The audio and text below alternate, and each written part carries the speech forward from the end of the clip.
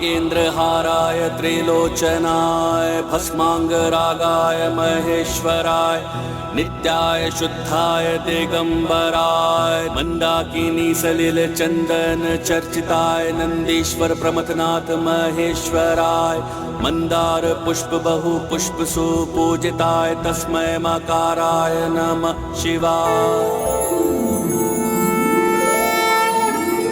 गणेश माँ, पुत्र गणेश, तुम्हारा ध्यान संपन्न हो गया? माँ, मुझे ज्ञात हो गया था कि आप पूजा कर रही हैं, तो मैं आशीर्वाद प्राप्त करने चला आया।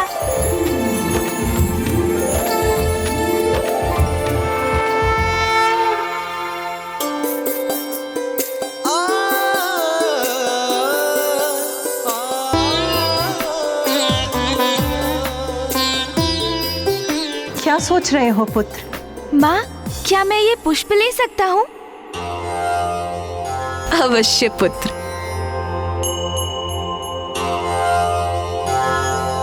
प्रणाम माँ। अब ये पुष्प पूजा के उपयोग के नहीं। देवी लता, आप शीघ्र बाहर जाकर इन पुष्पों को फेंक कर आइए, अन्यथा ये कीट पूजा के स्थल में गिरकर इसे अपवित्र कर देगा।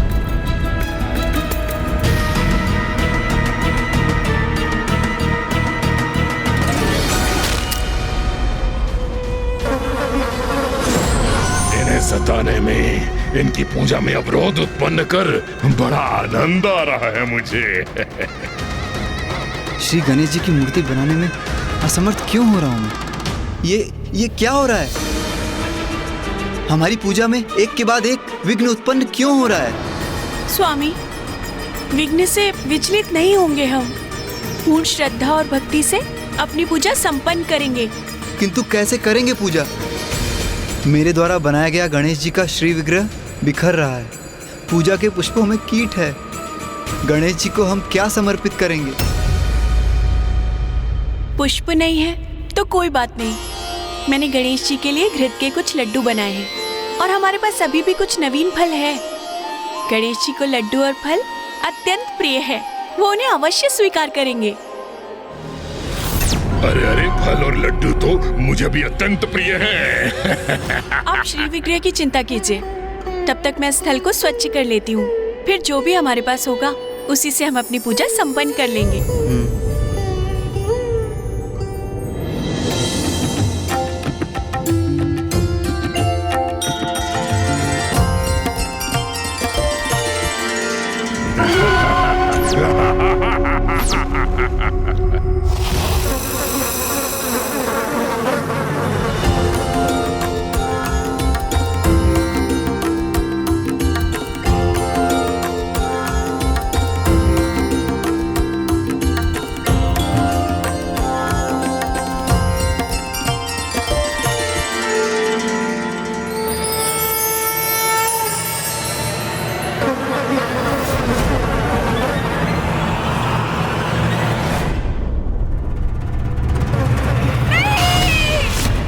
क्या हुआ लता?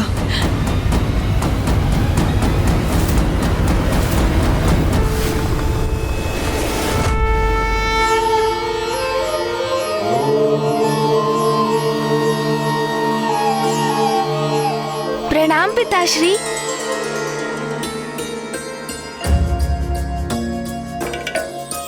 पिताश्री, मैं क्या आपकी थाल से एक फल ले सकता हूँ? अवश्य पुत्र।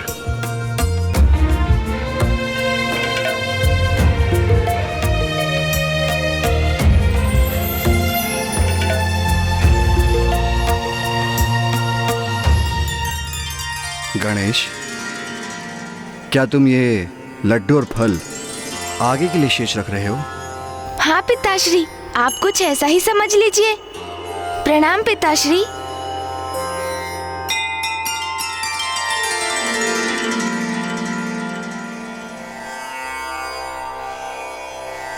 स्वामी, ये गणेश कहाँ जा रहा है?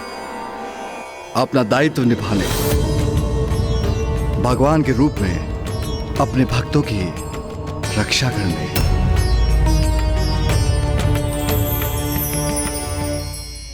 ये सब क्या हो रहा है देवी लता? हमारा व्रत संकल्प, हमारी पूजा सब पूर्ण नहीं हो पाएंगे क्या? कदाचित गणेश जी हमसे क्रुद्ध हैं। नहीं, ऐसा विचार मत लाइए मन में। भला गणेश जी हमसे क्यों क्रुद्ध होंगे? तो फिर क्या कारण है स्वामी, आप ही बताइए। अभी तक कुछ भी उचित नहीं हुआ है। एक के बाद एक विघ्न उत्पन्न हो रहे हैं हमारी पूजा में। और गणेश जी, वो तो इन सबसे अनभिज्ञ हैं। हमारी श्रद्धा और भक्ति उनको दिखाई नहीं देती। हम दरिद्र ब्राह्मण हैं। हम सर्वस्व निछावर कर उनकी पूजा करने के लिए तत्पर हैं, किंतु विघ्नहर्ता तो दूर, उनकी पूजा में निरंतर विघ्न उत्पन्न हो रहे हैं।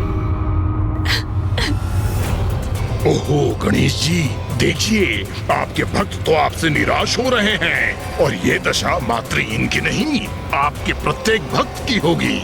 इन्हें इस अवस्था में मैं लेकर आऊंगा। जिनको आप पर अटूट विश्वास है उनको निरंतर प्रताड़ित करूंगा मैं। तो उनकी रक्षा करने हेतु क्यों नहीं प्रकट हो रहे हैं आप?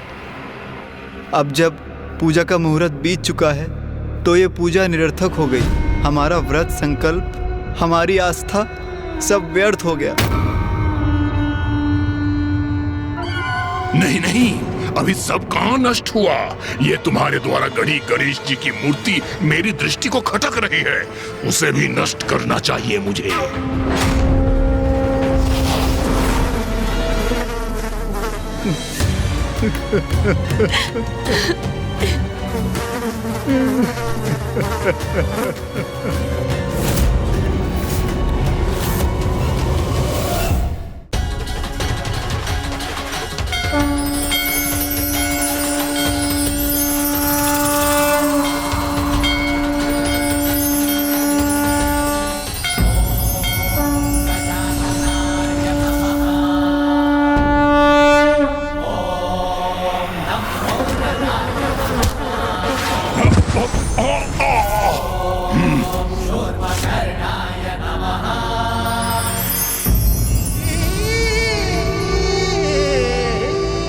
ब्राह्मण देव, माता, आप किस बात का शोक मना रहे हैं? कुछ भी तो व्यर्थ नहीं हुआ। आपको मेरी पूजा करनी थी ना। देखिए, मैं स्वयं साक्षात आपके सामने प्रकट हो गया हूँ। अब आप संतोष मन से प्रसन्नता पूर्वक मेरी पूजा कर सकते हैं। किंतु प्रभु, आपको समर्पित करने के लिए हमारे पास कुछ भी शेष नहीं है। हमारी पूजा की सारी सामग्री तो नष्ट हो चुकी है। ओह हाँ, आपने तो अच्छा स्मरण दिलाया। पूजा की सामग्री तो मैं साथ लाया हूँ माता। ये लीजिए माता।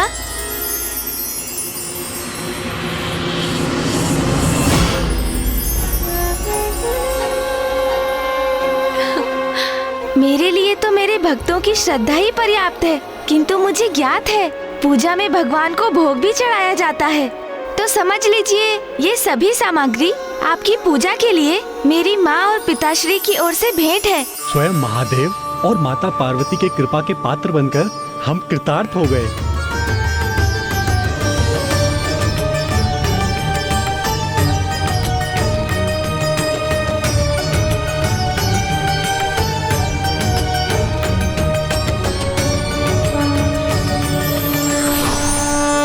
स्वामी, ये देखिए।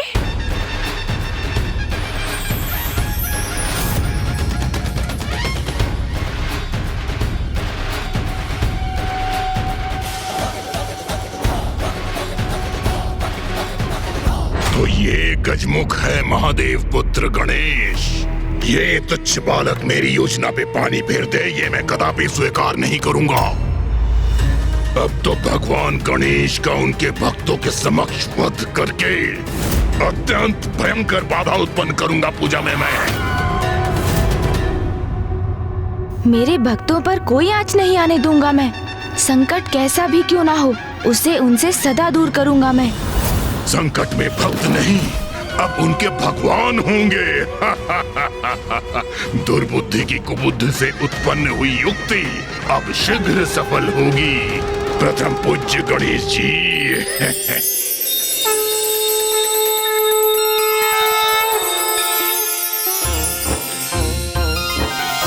सुनो गणेशा हम भक्त तेरे, सुनो गणेशा हम भक्त तेरे, प्रभु तेरी महिमा गाए, प्रभु तेरी महिमा गाए, बप्पा तेरा ही गुण गाए, बप्पा तेरा ही गुण गाए। विघ्नेशाय नमः, विश्ववरदाय नमः, विश्वचक्षुषे नमः, जगत्प्रभवे नमः, हिरण्यरूपाय नमः, सर्वात्मने नमः, ज्ञानरूपाय नमः, जगन्मयाय नमः, ऊर्ध्वरेत्से नमः, महाबाहवे नमः, अमेयाय नमः, अमित विक्रमाय नमः। मुझे मेरे भक्तों की भक्ति आनंदित कर रही है। भक्ति की शक्ति का कोई लाभ नहीं होगा इन भक्तों को और स्वयं उनके भगवान को, क्योंकि इस बार उनका सामना दुर्बुद्धि से है। अब मैं जाकर पूजा करने वाले और पूजा प्राप्त करने वाले भगवान दोनों को ही नष्ट कर दूंगा।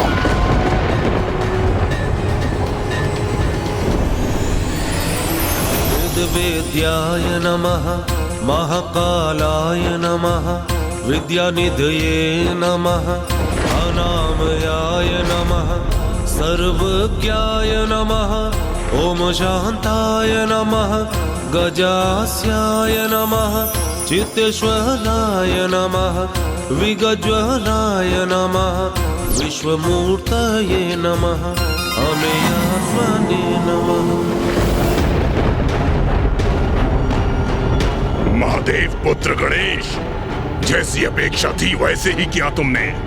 मेरे आखिर जाल में फंसे गए। मैं सर्वप्रथम तुम्हारे समक्ष तुम्हारे भक्तों के प्राण हरूंगा और फिर तुम्हें असुरों के मार्ग से हटाऊंगा। प्रभु, आपने हम पर कृपा कर हमें कृतार्थ कर दिया।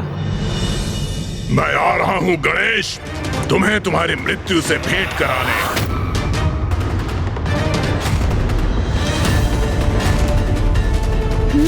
अब ज्ञात हुआ कि मेरे भक्तों पर कौन सा संकट छाया था। तो ये तुच्छासुर मेरे प्रिय भक्तों को कष्ट पहुंचाकर उनकी पूजा में विघ्न उत्पन्न करने का प्रयास कर रहा है। दुष्ट जो भी हो तुम, किंतु तुम्हें अपने भक्तों तक कदापि नहीं पहुंचने दूंगा। तुम्हें रोकने का उचित उपाय है मेरे पास।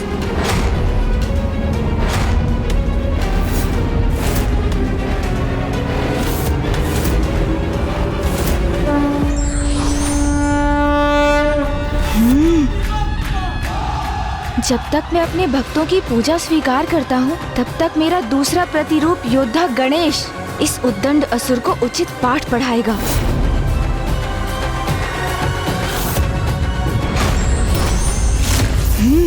दूर हटो मेरे भक्तों से, दुष्ट, जाओ यहाँ से।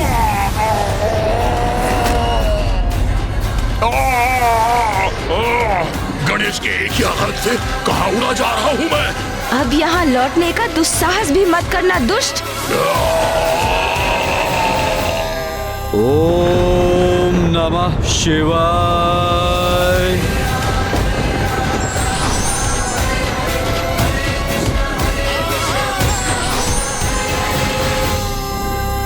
प्रभु, अब मुझे आपका पंच स्नान संपन्न करने की अनुमति दीजिए। एक गजमुख बालक के प्रहार से अपना नियंत्रण नहीं खो सकता हूँ मैं। ओम नमः शिवाय। ओम नमः शिवाय। ओम नमः शिवाय। कौन हो तुम? अपना परिचय दो और क्यों आए हो यहाँ? अरे, ये यहाँ भी आ गया। तुम्हें मेरा परिचय ज्ञात नहीं, परंतु मुझे तुम्हारा परिचय भली भांति ज्ञात है। तुम कौन हो? प्रथम पूज्य गणेश।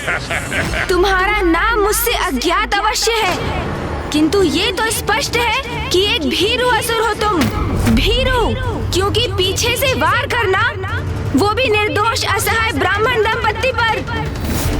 ऐसी भीरुता युक्त नीचता कोई असुर ही कर सकता है। तुम्हें क्या लगा इस दरिद्र ब्राह्मण दंपति के लिए आया हूँ मैं? कदापि नहीं। इन्हें कष्ट देना तो एक उपाय था, तुम्हें यहाँ आने के लिए विवश करने का। महादेव पुत्र गणेश, क्योंकि सत्य है ना, अगर भक्त को कष्ट हो तो भक्त के कष्ट को दूर करने के लिए भगवान प्रकट होते हैं।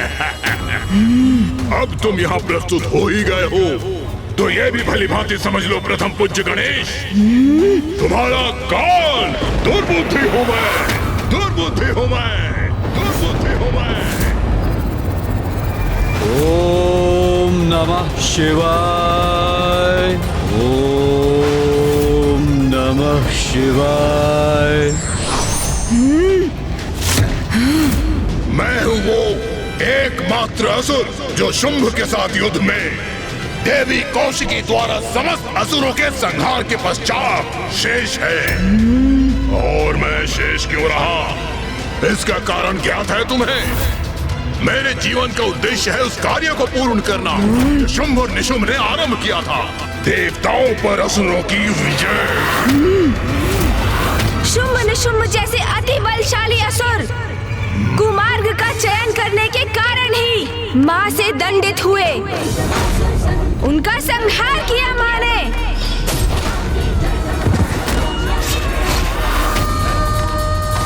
और अब तुम भी वही अपराध कर रहे हो। दुर्बुद्धि, सद्बुद्धि जागृत करो अपने भीतर और तनिक विचार करो। माँ ने तुम पर दया कर तुम्हें जीवित छोड़ दिया, तो अब तो सन्मार्ग पर चलो, सत्कर्म करो। जाओ, मैं तुम्हें एक अवसर देता हूँ, सुधार लो अपना जीवन दुर्बुद्धि। अवसर प्राप्त करने ही तो आया हूँ यहाँ, असुरों के प्रयोजन को सिद्ध करने का अवसर। शुंभ निशुंभ से भूल हुई, तुम्हारी माता से उलझ गए, उन्हें तुम्हें क्षति पहुंचाने का प्रयत्न करना चाहिए था, क्योंकि यदि तुम्हें पराजित कर दिया तो देवता तो स्वतः पराजित हो जाते। किंतु मैं शुंभ के समान कोई मूर्खता नहीं करूंगा, तुम्हारा अंत करूंगा प्रथम पूज्य गणेश।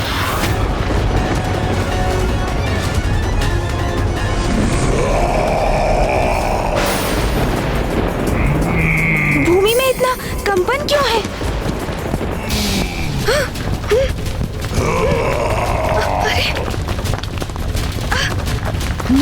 ये क्या? तो ये अपने तन के नुकीले कंटकों का प्रयोग कर रहा है। इन सभी को नष्ट करूंगा मैं।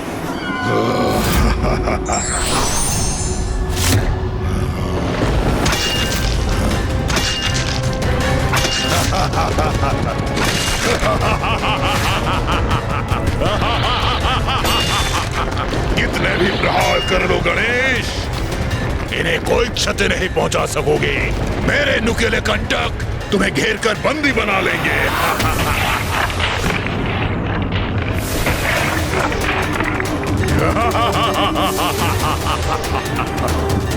मुझे यहाँ बांध दिया इस दुष्ट ने।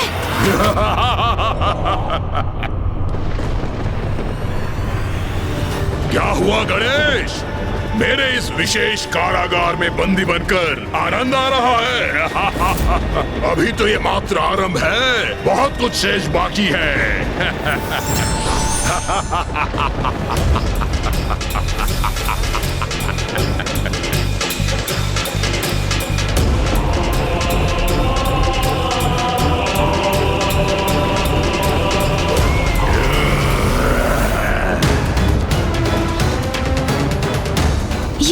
ये तो मुझे भेदने के लिए मेरी ओर बढ़ रहे हैं।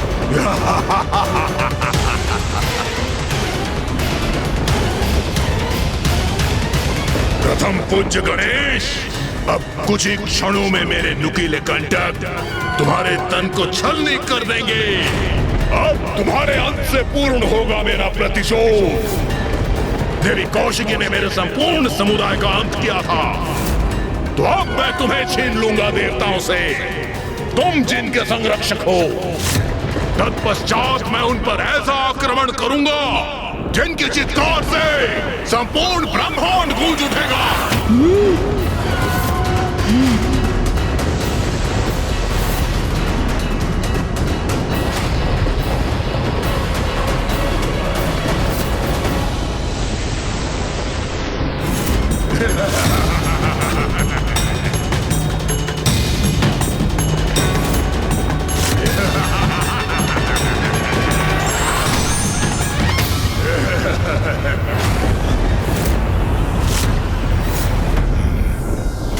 आगे बढ़कर मुझे आहत करने से तो मैंने रोक दिया। सूर्य जी, मुझे ज्ञात तो है कि आप भी इस दुर्बुद्धि के नुकीले अस्त्रों की श्रृंखला को खंडित कर इसे इसकी भाषा में उत्तर देने के लिए अति उत्सुक हैं। किंतु मैं इसे अपनी भूल का प्रायश्चित कर सुधरने का एक अवसर अवश्य दूंगा, क्योंकि अभी कुछ ही समय पूर्व पिताश्री ने तो मुझे समझाया था ना कि क्रोध से किसी समस्या का समाधान नहीं होता। इसलिए रुकिए, मैं इस नुकीले अस्त्रों की श्रृंखला को हटाकर एक ओर कर देता हूँ।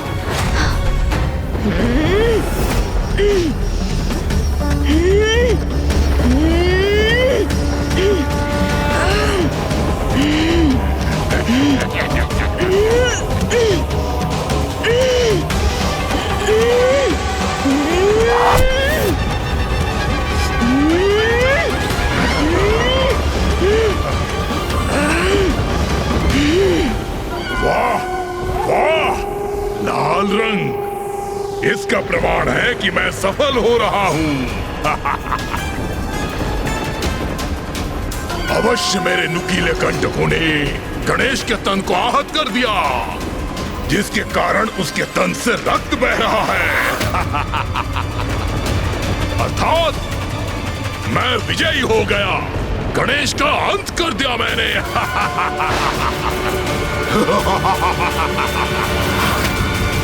ये कैसी ध्वनि है?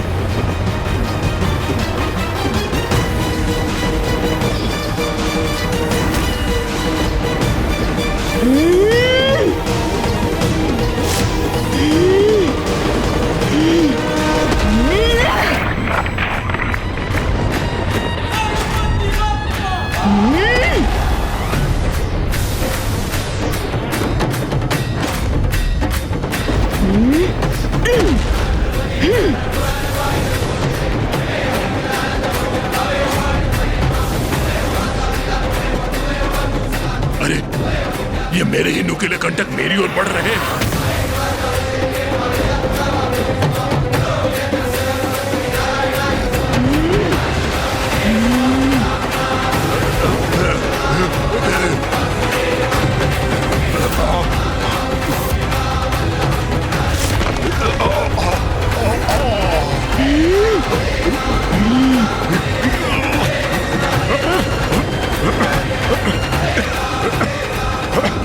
ये क्या हुआ? इस धुंध के कारण मुझे कुछ दिखाई नहीं दे रहा है। मैं तो दिखाई दे रहा हूँ। तो कहिए, आपकी आसुरी क्रीड़ा समाप्त हुई या अभी भी मेरे भक्तों को कष्ट पहुँचाना शेष है आपका? जय देव जय देव जय देव जय देव जय देव जय देव जय देव जय देव। एक दंत दयावंत चार भुजाधारी, मस्तक सिंदूर सोहे मूस की सवारी। एक दंत दयावंत चार भुजाधारी, मस्तक सिंदूर सोहे मूस की सवारी। जय देव जय देव जय देव जय देव जय देव जय देव जय देव जय देव। महादेव पुत्र गणेश की जय। वास्तविकता में उनके दो ही पुत्र हैं, कुमार कार्तिकेय जी और प्रथम पूज्य गणेश जी। महादेव पुत्र बूम। महादेव पिताश्री, यदि मात्र एक अवसर दे मुझे तो मैं प्रमाणित कर दूंगा कि मैं ही आपका सर्वश्रेष्ठ और सर्वाधिक प्रिय पुत्र होने के योग्य हूँ, गणेश नहीं। वैसे भी क्या गुण है उस गणेश में? वो तो मात्र एक बालक है और मैं पूर्ण रूप से वयस्क बलिष्ठ पुरुष। अपने बल और क्रोध से मैं सब कुछ नष्ट कर सकता हूँ।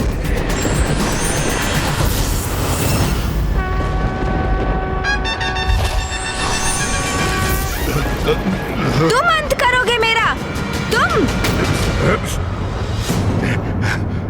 मात्र एक बालक हो, फिर भी तुमने दुस्साहस किया मुझ पे आक्रमण करने का। तुमने मेरे भक्तों को सताया जब वो मेरी प्रार्थना का प्रबंध कर रहे थे। तुमने अनेकों विघ्न उत्पन्न करने का प्रयास किया।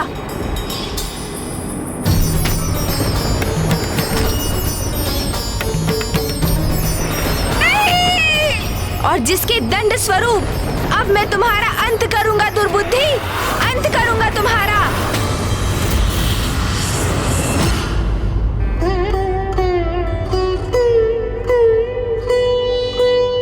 प्रभु, हमारे पास आपको भेंट देने के लिए साधारण वस्त्र के सिवाय कुछ भी नहीं।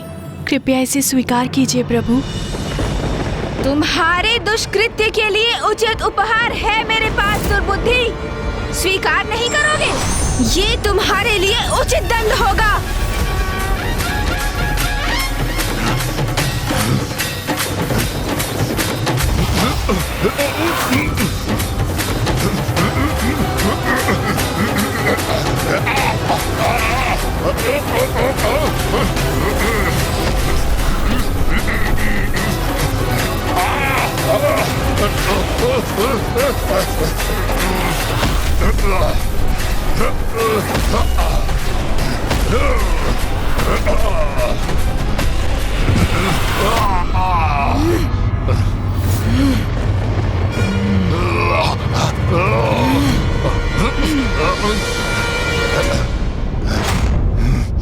दोस्त गजमुख, अब नहीं छोड़ूंगा तुझे मैं।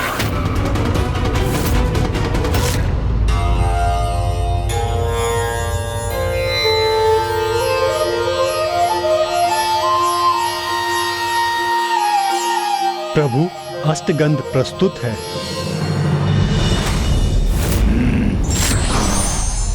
दुष्ट असुर, मेरे भक्तों को पीड़ा पहुंचाई तुमने। मेरी पूजा को भंग करने का प्रयास किया तुमने। भक्तों को ही नहीं, अब मैं तुझे उससे भी अधिक पीड़ा पहुंचाऊंगा गणेश।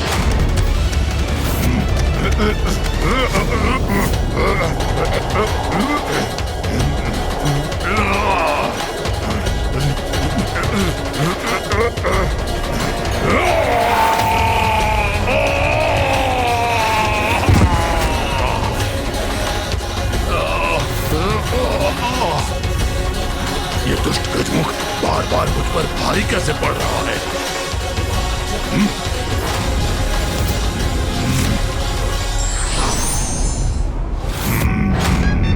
दुर्बुद्धि!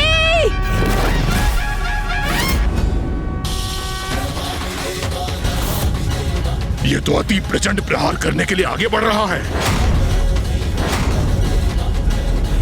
क्या करूं मैं? कैसे रोकूं इसे?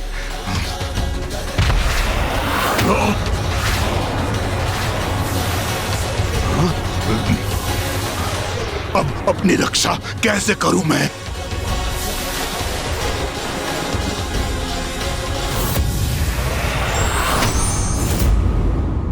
ये कहाँ गायब हो गया?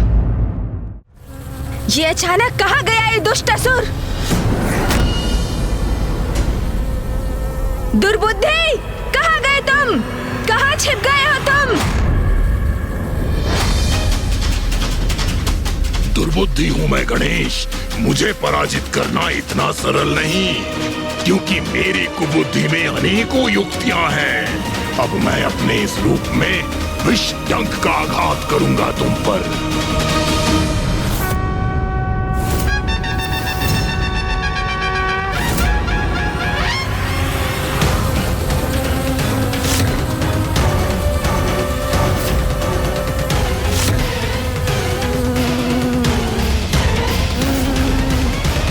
मूर्ख असुर, मैंने तुम्हारे इस रूप में भी तुम्हारे आक्रमण का स्वर सुन लिया है।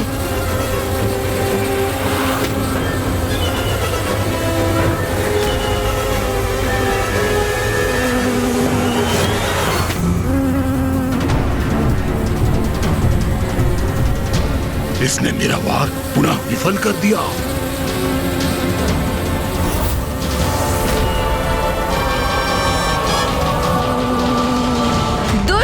अब इस प्रहार से बच नहीं पाओगे।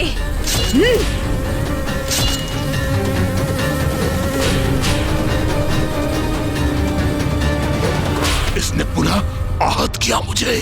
अब इसका परिणाम भुगतना ही होगा इस गजमुख गणेश को।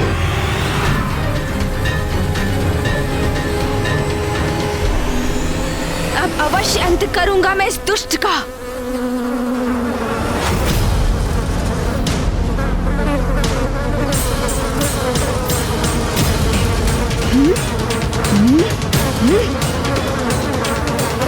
एकाग्रता से ही पकड़ा जा सकता है इसे।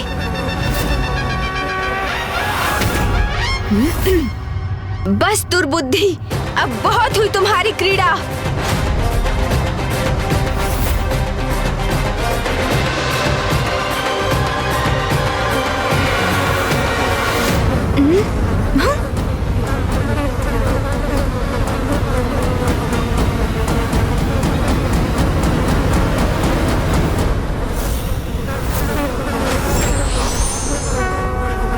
ओम शांति शांति शांति। दुर्बुद्धि, अब तुम्हें उचित दंड देता हूँ।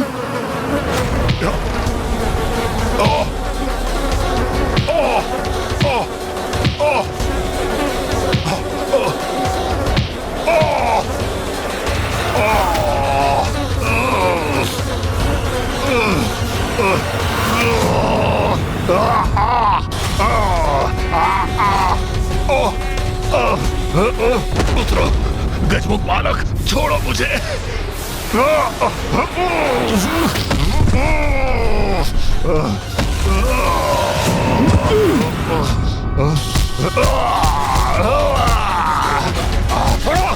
तुम्हारे कृत्यों का दंड ये रहा दुष्ट।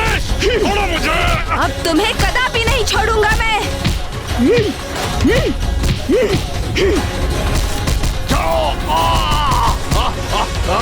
छोड़ो मुझे।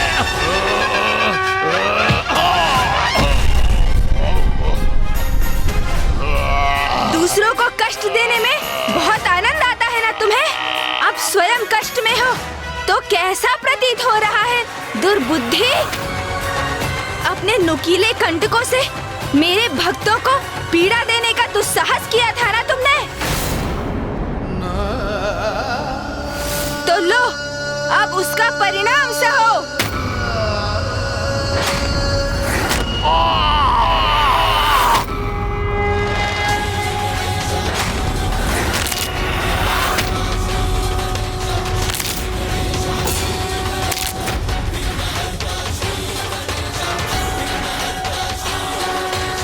यही दंड है तुम्हारा।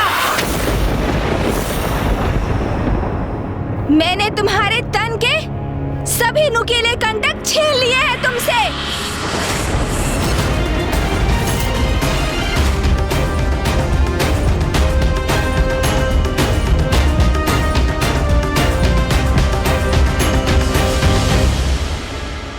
दंड तो अब मैं दूंगा तुम्हें।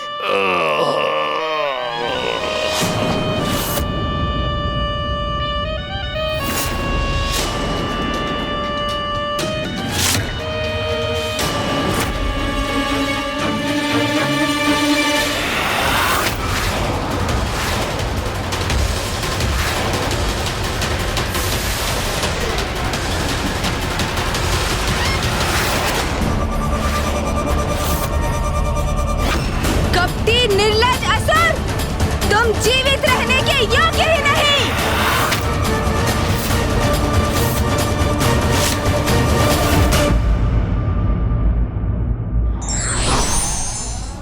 भक्ति की शक्ति के समक्ष भगवान भी विवश हो जाते हैं।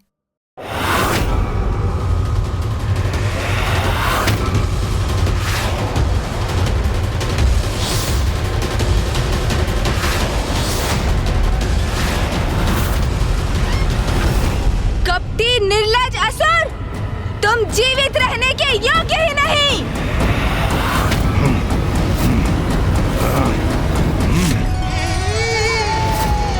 हे ब्रह्मदेव, माता, मैं आप दोनों की पूजा से अत्यंत प्रसन्न हुआ। आप दोनों ने अपनी भक्ति के उदाहरण से ये स्थापित कर दिया कि यदि व्यक्ति का उद्देश्य पवित्र हो, उसका हृदय निर्मल हो, तो फिर कोई भी बुरी शक्ति उसके लक्ष्य प्राप्ति में बाधा नहीं बन सकती, क्योंकि जिनके विचार शुद्ध हैं, निर्मल हैं, भगवान भी उन्हीं का साथ देने के लिए प्रेरित होते हैं। आप दोनों की भक्ति से प्रसन्न होकर मैं आप दोनों को संपन्नता का आशीष देता हूँ।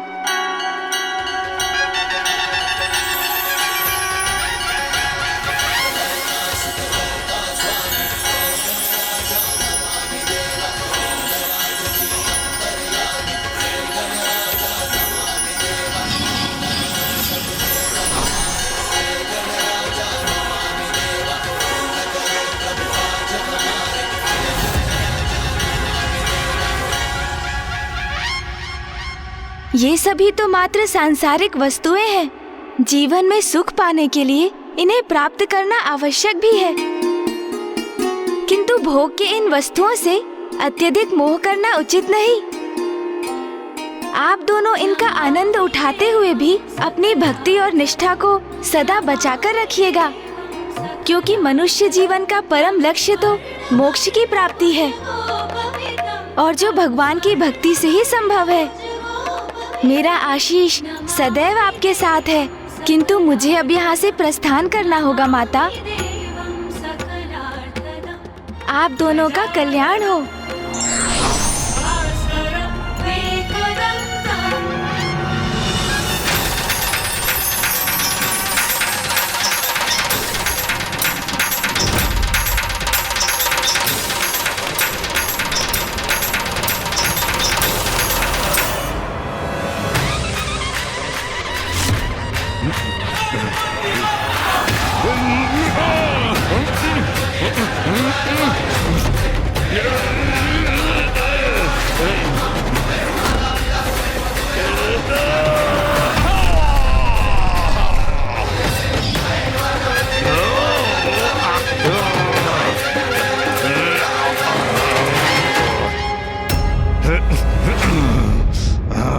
भगवान के लिए उसका भक्ति ही सर्वोच्च है। दुर्बुद्धि, मेरे भक्तों को पीड़ा देकर तुमने बहुत बड़ा अपराध किया है, जिसका दंड अब तुम्हें अवश्य प्राप्त होगा।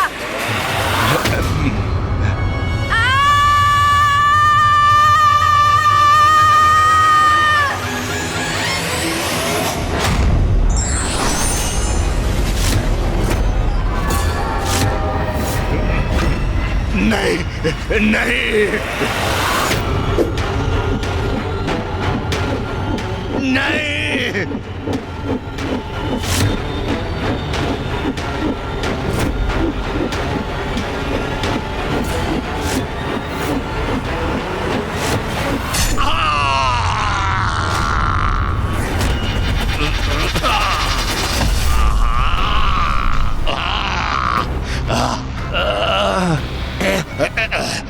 प्रथम पूज्य गणेश, अब मेरा जीवन तो मिट रहा है, किंतु अभी ये शत्रु तो नहीं मिटी है। मेरे बाद मेरा पुत्र तुमसे युद्ध करेगा, उसके पश्चात उसका पुत्र। ये युद्ध निरंतर चलता रहेगा। इस युद्ध को तुम कभी समाप्त नहीं कर सकोगे। ओम नमः शिवाय।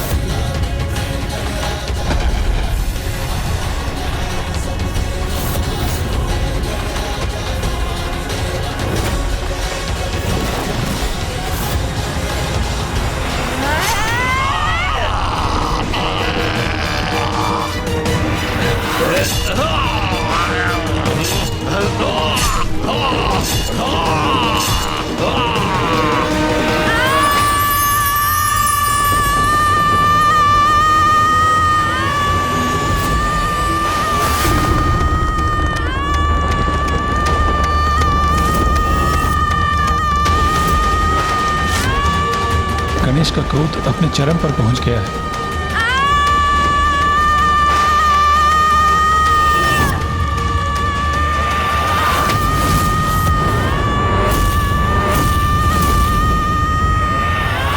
जी का क्रोध तो गर्जना के रूप में चारों दिशाओं में ध्वनित हो रहा है।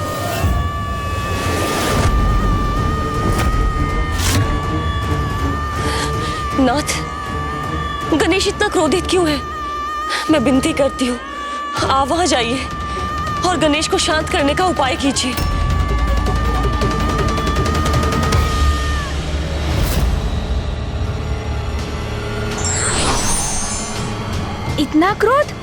इतना क्रोध मुझे कैसे आ गया और क्यों?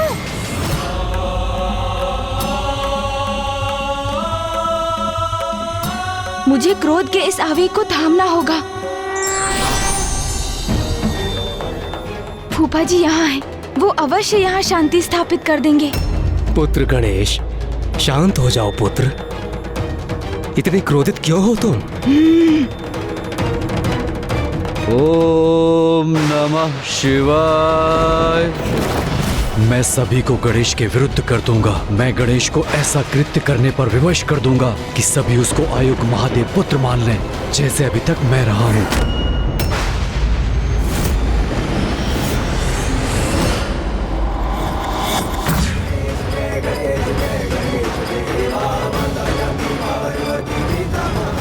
प्रतीत होता है फूफा जी की बातों का प्रभाव मेरे दूसरे प्रतिरूप योद्धा गणेश पर हो रहा है। वो शांत होता दिख रहा है।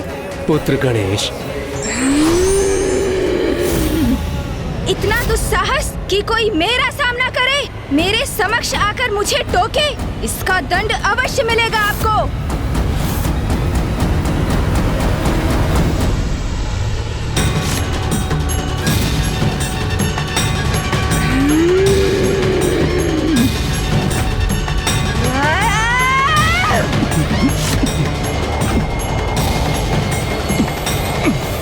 पुत्र गणेश, शांत हो जाओ पुत्र। अपनी श्वास से मेरा खिंचाव बंद करो।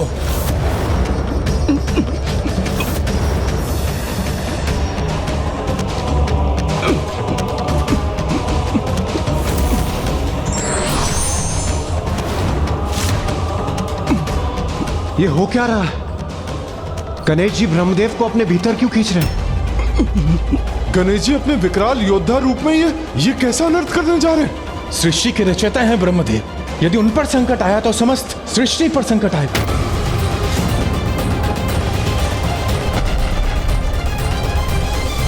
पुत्र गणेश, ये क्या कर रहे हो तुम? आपने मुझे टोका क्यों? क्यों टोका आपने मुझे? ये गणेश जी ब्रह्मदेव के प्रति इतने कठोर क्यों हो रहे हैं? ये कैसा क्रोधावेश है उनका? ये क्या कर रहे हैं गणेश जी?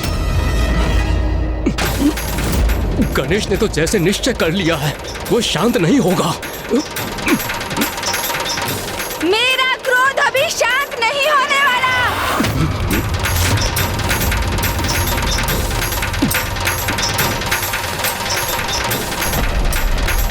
गणेश रुक जाओ।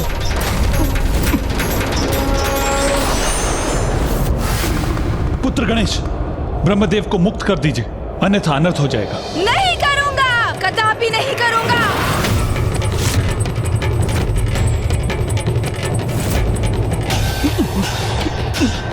रुक जाइए गणेश जी। गणेश जी शांत हो जाइए। रुक जाइए गणेश जी, रुक जाइए। गणेश जी रुक जाइए।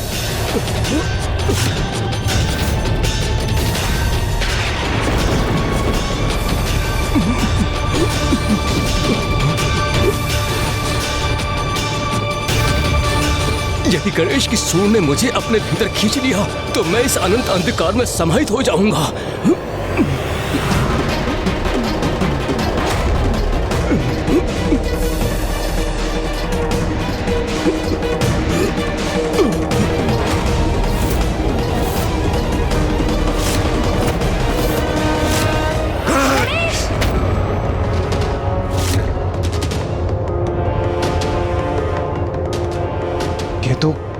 ये तो गणेश जी का स्वर है,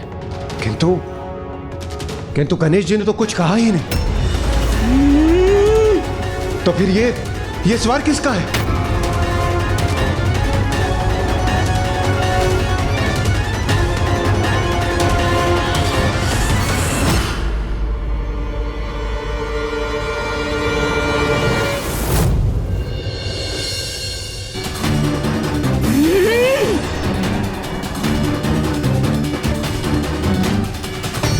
एक और गणेश जी? यहाँ दो गणेश जी कैसे उपस्थित हैं? ये कैसे संभव है?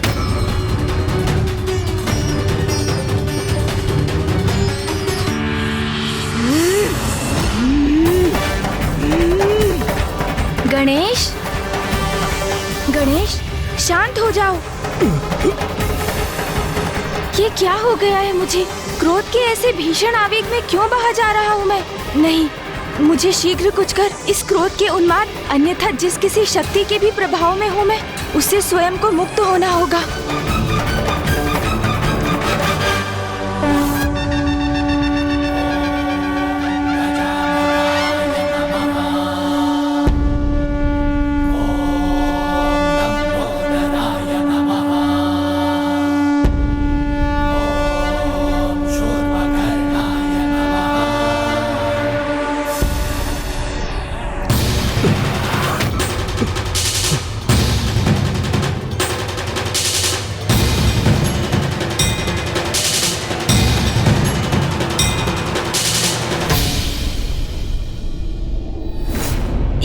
ये कैसा अनर्थ करने जा रहा था मैं? क्या हो रहा था यहाँ? फूफा जी, क्या मैंने आपको? हाँ, अपने क्रोध के आवेग में तुम फूफा जी को क्षति पहुँचाने का प्रयास कर रहे थे। मुझे क्षमा कर दीजिए फूफा जी, ज्ञात नहीं अचानक किसके प्रभाव में क्रोध के ऐसे अतिरेक में बह गया मैं। क्षमा कर दीजिए मुझे। गणेश, तत्काल अपनी वास्तविक अवस्था में आओ, अभी इसी क्षण।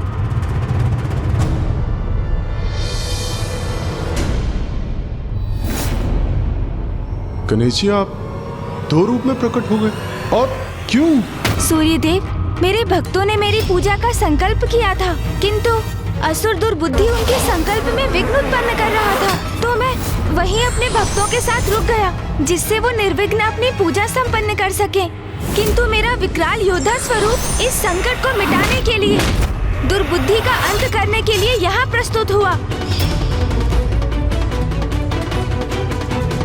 गणेश जी, आपकी लीला तो अद्भुत है। आपने एक भक्त की भक्ति का मान भी रख लिया और दुर्बुद्धि रूपी संकट का भी अंत कर दिया। धन्य है आप। यदि भगवान भक्तों की रक्षा नहीं करेंगे तो संसार में धर्म की सत्ता कैसे स्थापित होगी?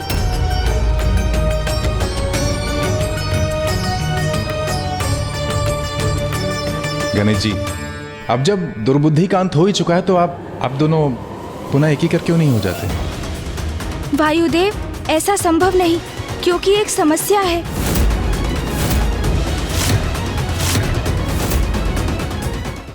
गणेश जी, अब जब दुर्बुद्धि का अंत हो ही चुका है तो आप दोनों पुनः एक ही कर क्यों नहीं हो जाते? क्योंकि वायुदेव, जब तक मैं अपने क्रोध का कारण समझ नहीं लेता, तब तक मैं अपने क्रोध स्वरूप को स्वयं से विलग रखना चाहता हूँ, ताकि किसी के भी प्रभाव से मेरा क्रोध अनियंत्रित हो जाए तो मैं अपने मूल रूप से स्वयं को शांत रखकर अपने क्रोध पर नियंत्रण पाने में सक्षम रहूं। और अपने भक्तों की रक्षा करना तो हमारा प्रथम कर्तव्य है। किंतु अब ये कर्तव्य शेष है गणेश, जिसका उल्लेख अभी तुमने किया।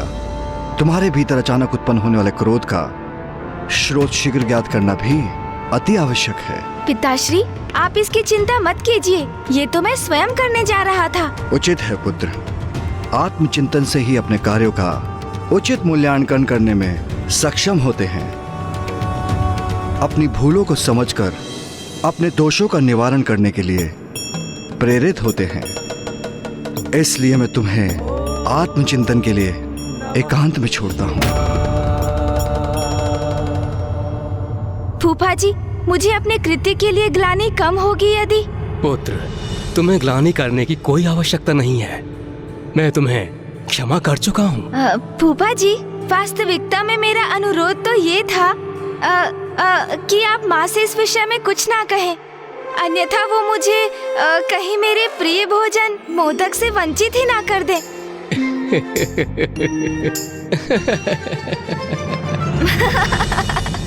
महादेव, ब्रह्मदेव, अब हमें भी चलना चाहिए। प्रणाम प्रभु। प्रणाम प्रभु। गणेश जी, अब हमें भी प्रस्थान करने की अनुमति दीजिए। प्रणाम प्रणाम। गणेश, ये क्या कर रहे थे तुम? क्या हो गया है तुम्हें? फूफा जी के साथ ऐसा व्यवहार क्यों किया तुमने? फूफा जी के साथ ऐसा व्यवहार क्यों किया तुमने? ये तो मैं स्वयं भी समझने में असमर्थ हूँ कि मुझ पर अचानक किसका प्रभाव छा गया था। क्रोध से कुछ भी प्राप्त नहीं होता गणेश, उसे सदा नियंत्रण में रखना चाहिए। तुम मुझे समझा रहे हो? तुम स्मरण नहीं, जब चंद्रदेव के साथ वो घटना घटित हुई थी तब कितने आवेशित हुए थे तुम? तब मैं भी तुम्हें इसी प्रकार उलाहना दे सकता था ना? मैंने अपनी इच्छा से कुछ भी नहीं किया। मेरे इस कथन पर विश्वास क्यों नहीं करते हो तुम? मुझे ज्ञात नहीं अचानक क्या हुआ था मुझे, अन्यथा क्या मैं कल्पना में भी फूफा जी को क्षति पहुंचा सकता हूँ? बोलो। हाँ, ये तो तुम सर्वथा उचित कह रहे हो। ये अपार क्रोध का चक्र तो कुछ समय से निरंतर चल रहा है, किंतु अब हमें इसके मूल में भी जाना होगा। हाँ, क्योंकि ये घटनाक्रम कहाँ जाकर थमेगा किसे ज्ञात है।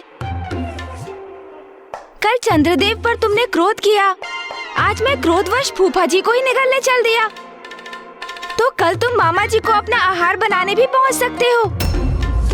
फिर क्रोधवश तुम इंद्रदेव, सूर्यदेव और अन्य सभी देवताओं को भी क्षति पहुंचा सकते हो। और तो और स्वयं भैया पर भी आक्रमण कर सकते हो। मैं नहीं, तुम। मैं अर्थात तुम। समझ गया, हम दोनों एक ही तो हैं। चलो इसकी चर्चा छोड़ो, ये बताओ तुम क्या अभी भी क्रोध से प्रभावित हो? नहीं।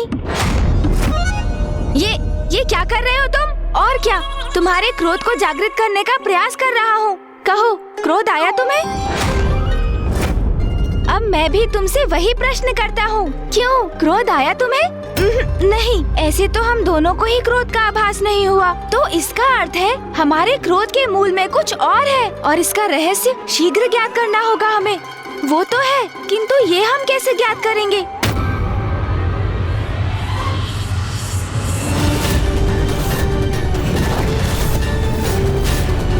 वास्तविकता में उनके दो ही पुत्र हैं, कुमार कार्तिकेय जी और प्रथम पूज्य गणेश जी, जिनके जन्म दिवस का उत्सव यहाँ आज कैलाश में मनाया जा रहा है। गणेश का जन्म दिवस, महादेव का प्रिय पुत्र।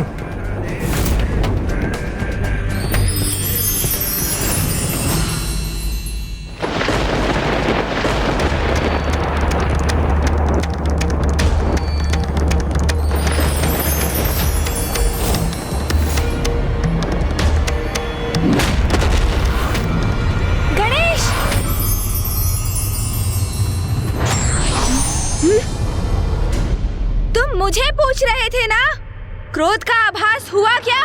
तो हाँ, अब हुआ मुझे अत्यंत क्रोध का आभास, अत्यंत क्रोध का। गणेश को पुनः क्या हो गया है? ये ऐसा व्यवहार क्यों कर रहा है? ओह, तो क्रोध का स्रोत ये लाल धूम्र है।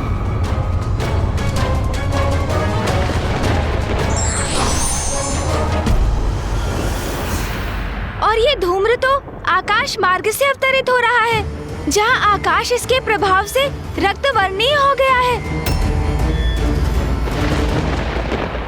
जब हमें ये ज्ञात हो ही गया है, तो विलंब किस बात का?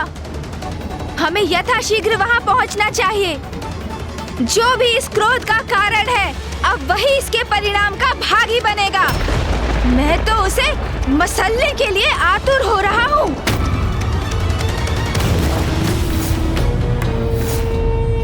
क्या है वो गणेश? उसका सामर्थ्य क्या है? प्रथम पूज्य की उपाधि प्राप्त की है उसने, क्योंकि महादेव का पुत्र है वो। यही है उसके प्रति सभी के स्नेह का कारण।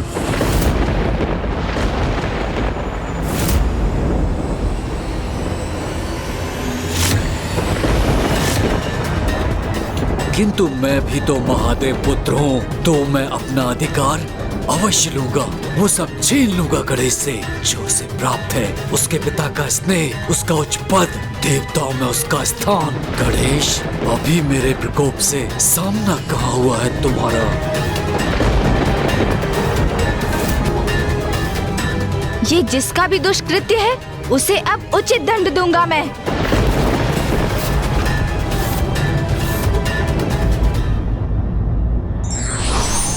क्रोध किसी से भी भूल करवा सकता है, इसलिए क्रोध पर नियंत्रण आवश्यक है। जो भी इस क्रोध का कारण है अब वही इसके परिणाम का भागी बनेगा। मैं तो उसे मसलने के लिए आतुर हो रहा हूँ।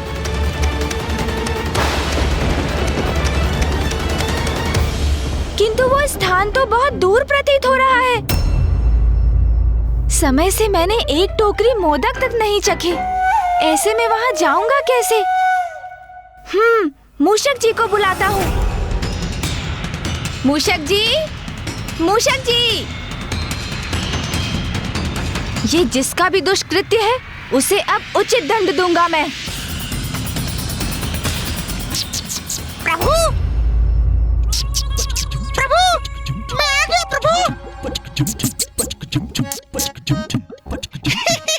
प्रभु, अंततः बुला ही लिया आपने मुझे। मैंने नहीं बुलाया, किसी को नहीं बुलाया मैंने। नहीं बुलाया? अर्थात प्रभु, अभी तो आपका स्वर सुना मैंने। कैलाश में इतना सुंदर दिवस था आज। मैं भोजन से तृप्त होकर उपवन में विश्राम कर रहा था प्रभु। आकाश में मेघों की सुंदर आकृतियां देखकर प्रकृति का आनंद लेते हुए मैं बस निद्रा में खोने ही वाला था और तभी आपके स्वर मेरे कानों में गूंजा। मूषक जी, मूषक जी। मैंने कहा ना, मैंने किसी को नहीं बुलाया। बुरा मत मानिएगा, किंतु इन दिनों आपको क्रोध बहुत आ रहा है प्रभु। मूषक जी, एक और प्रभु। प्रभु, मूषक जी, आप यहाँ क्या कर रहे हैं? कितने समय से पुकार रहा हूँ मैं आपको। आप मेरे मार्ग से हटने का कष्ट करेंगे?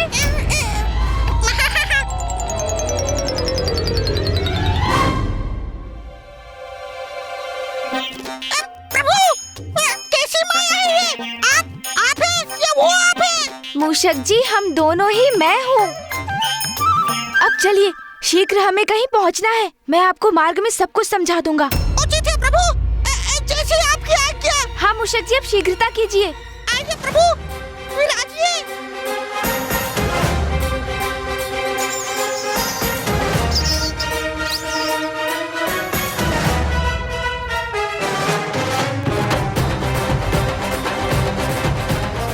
अब मैं ऊपर जाकर देखता हूँ।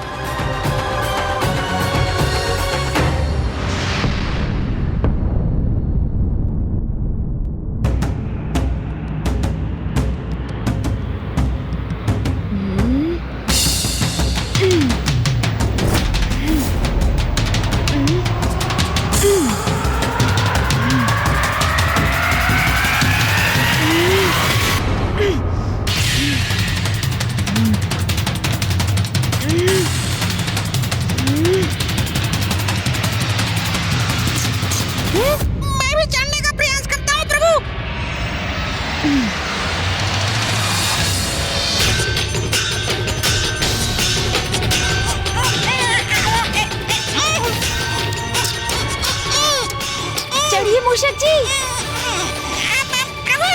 प्रयास कीजिए। क्या हमारा वहाँ जाना आवश्यक है प्रभु? ये चढ़ाई चढ़ना मेरे लिए संभव नहीं। और थोड़ा बल लगाइए मूषक जी, साहस रखिए, तभी चढ़ना संभव हो पाएगा। चलिए मूषक जी, आगे बढ़िए। मूषक जी, थोड़ा और। मूषक जी, शीघ्रता कीजिए और प्रयास कीजिए। मैं अपने अन्य स्वरूप में शिखर तक पहुंच चुका हूँ। मेरे अन्य स्वरूप पर दृष्टि बनी रहे, ये अनिवार्य है। हाँ प्रभु। शीघ्रता कीजिए मूषक जी, शीघ्रता कीजिए। प्रभु, आगे बढ़िए।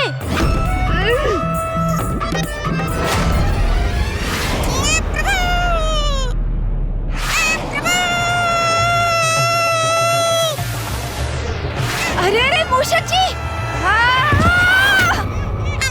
क्षमा कीजिए प्रभु। मूषक जी, आप आहत तो नहीं हुए ना?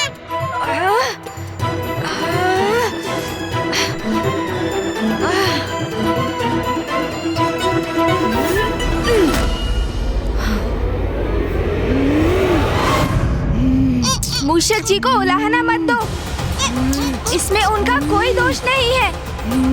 मुझे ज्ञात है कि तुम क्रोध से आवेशित हो रहे हो, किंतु मेरा सुझाव है, गहरी सांस भरकर तुम अपने क्रोध पर नियंत्रण करो।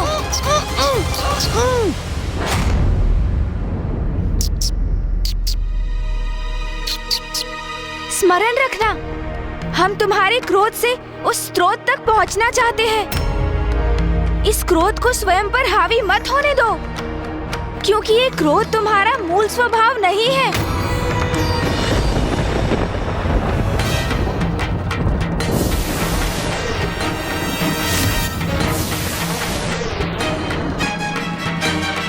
वो देखो वहाँ।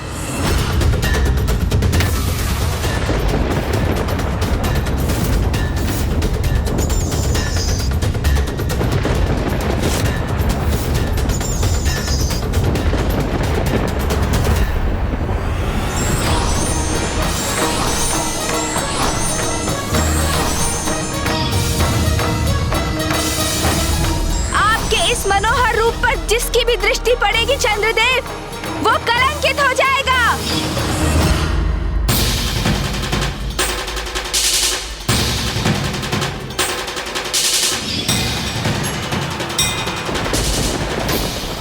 वही लाल ऊर्जा, अपने जन्म दिवस से ही मैं बार बार उत्तेजित हो उठता हूँ।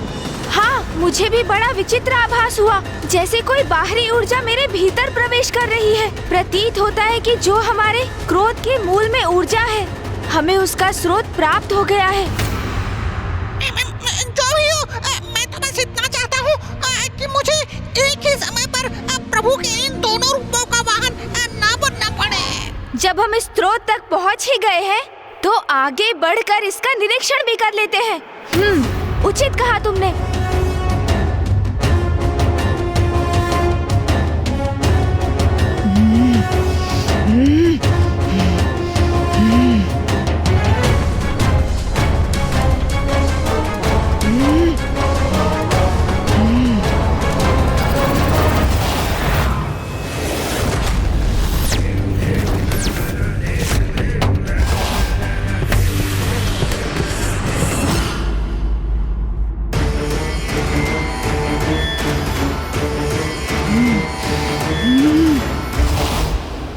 मुझे अपने क्रोध को नियंत्रण में रखना ही होगा।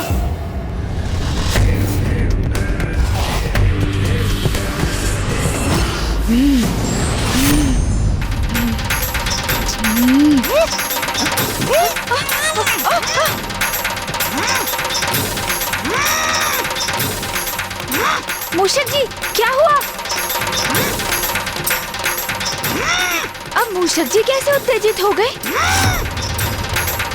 मूषक जी! अरे! मूषक जी, ये क्या कर रहे हैं?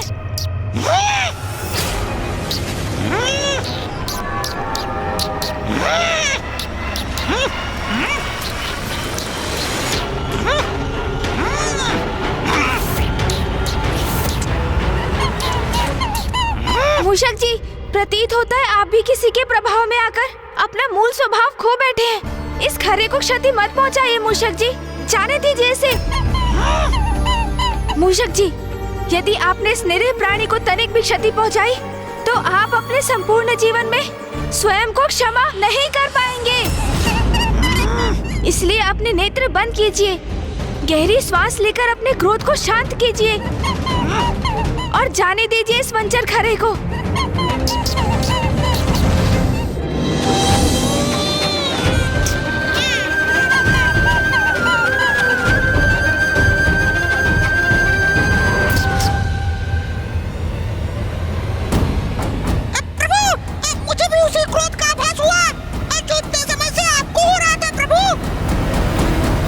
मेरे विचार से तुम्हें और मूषक जी को यहीं रुकना चाहिए। ये ऊर्जा विध्वंसकारी है, इसका प्रभाव तो अब मूषक जी भी झेल चुके हैं। यदि तुम सब और आगे बढ़े तो कदाचित इस ऊर्जा के प्रभाव से प्रभावित होकर कुछ अनिष्ट भी कर सकते हो। मैं ही आगे बढ़कर देखता हूँ क्या रहस्य है इसके पीछे। तब तक तुम यहीं रुको, उचित है। तब तक मैं और मूषक जी वहाँ से निगरानी रखेंगे।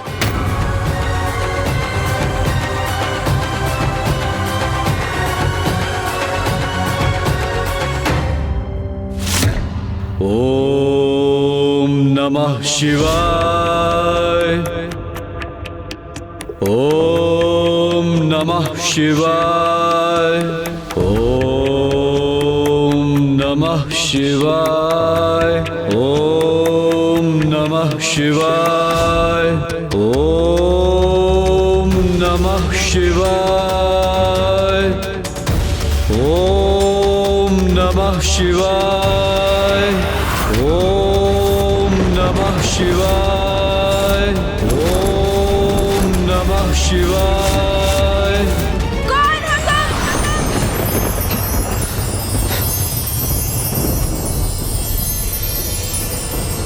कौन हो तुम जो यहाँ आकर मेरे तप में व्यवधान डालने का दुस्साहस कर रहे हो? मैं गणेश।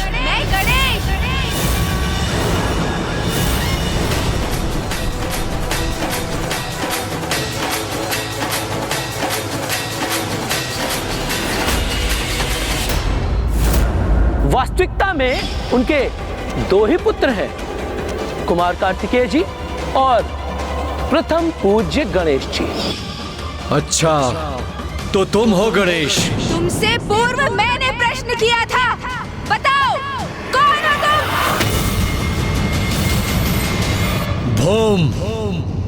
भोम हूं मैं।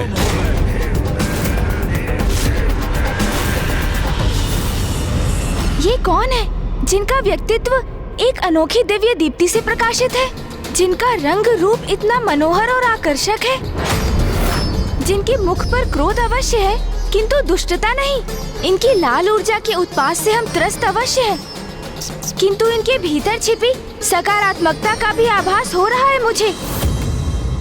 इसलिए ये कोई असुर तो कदापि नहीं। तो फिर ये ऐसी विनाशकारी ऊर्जा का सृजन क्यों कर रहे हैं? महादेव पुत्र हो तुम, किंतु तुम तो तनिक भी महादेव के समान प्रतीत नहीं होते। महादेव का लंबा कद है, उनका गठीला बलिष्ठ शरीर तो उनके अति बलशाली होने का प्रतीक है। तुमसे कहीं अधिक तो मैं महादेव के समान हूँ गणेश। मेरी छोड़ो, मैं जैसा हूँ उचित हूँ, किंतु तुम तो महादेव की तपस्या करते हो, उनका नाम जपते हो और फिर ऐसी उग्र और विनाशकारी ऊर्जा का निर्माण करते हो। और तुमने अपने इस उग्र ऊर्जा का लक्ष्य मुझे किस प्रयोजन से बनाया है? तो तुम्हें मेरी इस उग्र ऊर्जा का प्रभाव हो रहा है, किंतु ये कैसे संभव है? मैं तो एक तुच्छ और साधारण तपस्वी हूँ जो महादेव का ध्यान अपनी ओर आकृष्ट करने हेतु उनकी तपस्या में लीन है। तुम तो प्रथम पूज्य गणेश हो, महादेव के प्रिय पुत्र हो, और तुम मेरी ऊर्जा से प्रभावित हो रहे हो। मुझे ऐसा क्यों आभास हो रहा है जैसे इनका कोई व्यक्तिगत द्वेष है मुझसे? देखा महादेव, मैं तो आपके प्रिय पुत्र से कहीं अधिक प्रभावी हूँ। अपनी ऊर्जा के प्रभाव में बांध लिया मैंने उसे। स्वयं को महादेव का भक्त कहते हो और इतना भी नहीं समझते कि तुम्हारी ऊर्जा कितनी हानिकारक है। देखो, इस स्थान को देखो, अपने तप स्थल को देखो। प्रकृति ने जैसे इस स्थान का परित्याग कर दिया है, बंजर बन गया है ये स्थान। अपने तन से उत्सर्जित होने वाली इस ऊर्जा को यहीं रोक लो। ये कैलाश नहीं, मेरा स्थान है। यहाँ आकर मुझे आदेश देने वाले तुम कौन होते हो? कैलाश वासी होंगे तुम्हारे स्नेही, तुम्हारे भक्त, वो सभी देवता जो तुम्हारे जन्मोत्सव का आनंद मनाते हैं, नृत्य गान करते हैं। किंतु यहाँ देखो, सर्वथा अकेले हो तुम, कोई नहीं है तुम्हारा यहाँ। इन्हें मेरे जन्मोत्सव की सूचना कैसे है? तो क्या ये स्वयं भी वहाँ गए थे? नहीं प्रभु, मैंने तो स्वयं सभी अतिथियों का स्वागत किया था। ये वहाँ होता तो मुझे अवश्य स्मरण होता प्रभु। वहाँ कैलाश पर होगे तुम जगत पिता महादेव और माता पार्वती के प्रिय पुत्र। और हाँ, अपने भ्राता देव सेनापति का भी साथ प्राप्त होगा तुम्हें।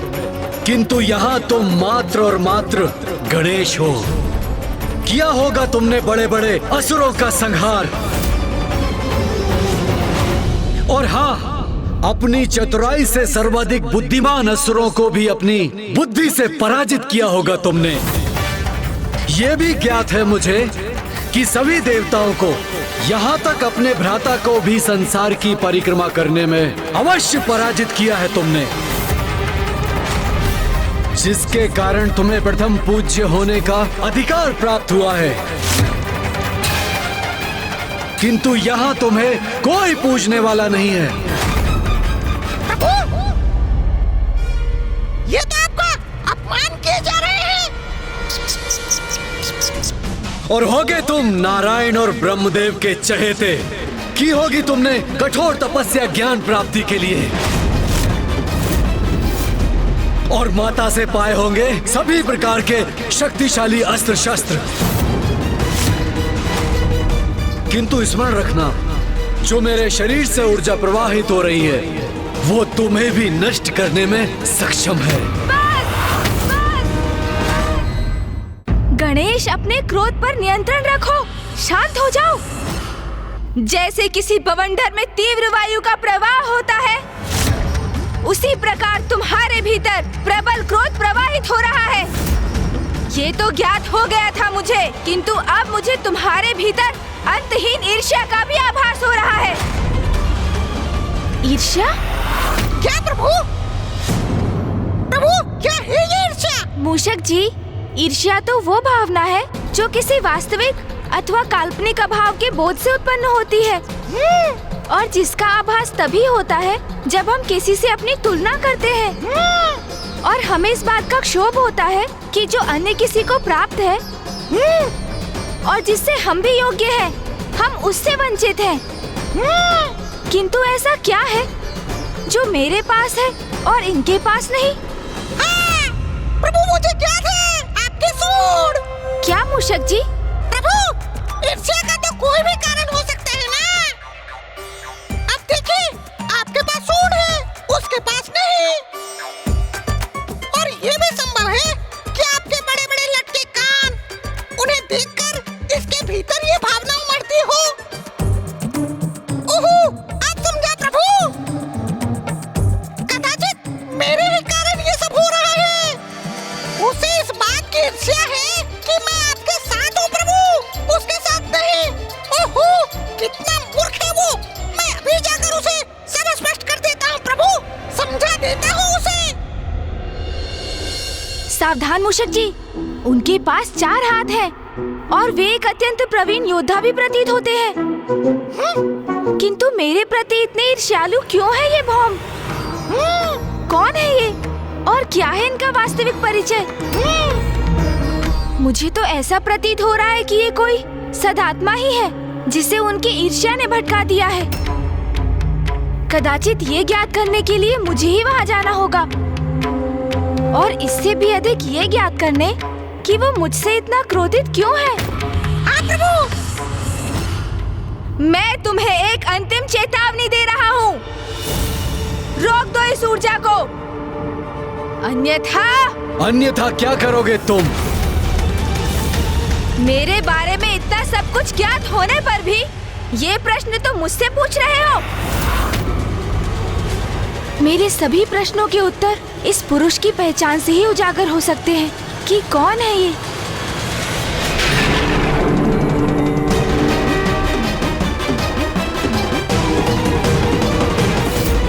मैं भूदेवी हूँ। मेरी अपनी कोई संतान नहीं। आपके श्वेत की जो बूंद मुझ पर गिरी, उसने इस बालक का रूप ले लिया। महादेव, आप उसे मेरे पुत्र के रूप में भेंट दे दीजिए। आज से तुम्हारा पुत्र कहलाएगा और तुम्हारे नाम से जुड़कर इसका नाम होगा भोम भोम। ये ये तो इसका मतलब है ये मेरे भ्राता है। प्रभु, कदाचित आपको इस ओर अपनी दृष्टि डालनी चाहिए। उस ओर देखिए प्रभु।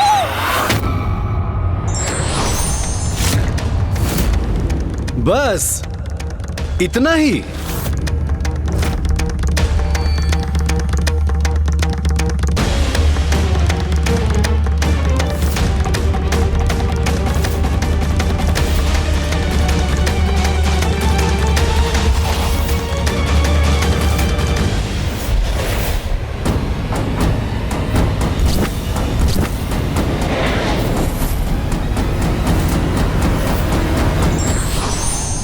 प्रणाम माता भूदेवी।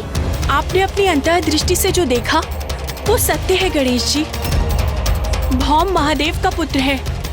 अब आपको ही कुछ करना होगा, अन्यथा महादेव के 2 पुत्रों में महायुद्ध छिड़ जाएगा, घोर अनर्थ हो जाएगा। मैं तुम्हें पर्याप्त चेतावनी दे चुका हूँ भौम, किंतु अब मैं सृष्टि को तुम्हारी उग्र ऊर्जा के प्रकोप से रक्षित करूंगा। तुम्हारा ये अहंकार, ये विश्वास कि तुम मुझे पराजित कर सकते हो, हास्यास्पद है। तुम रोकोगे मुझे। तुम्हें कदाचित तनिक भी भान नहीं कि मैं कौन हूं। अब मैं अपने वार से तुम्हें उचित परिचय दूंगा। संभाल सको तो संभालो मेरा वार।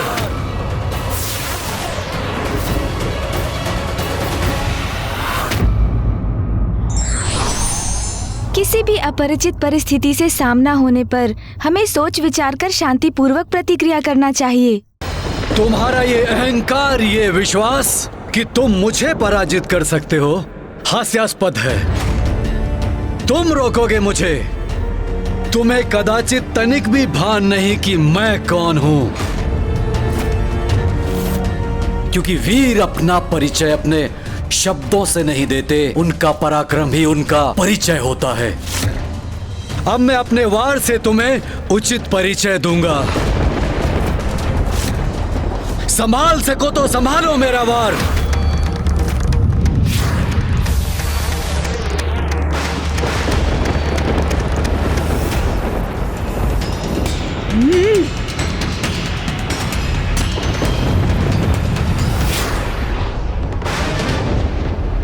नहीं गणेश, हमारे इस युद्ध में प्रथम वार तुम नहीं करोगे। तुमसे पूर्व मैं तुम पर आक्रमण करूंगा।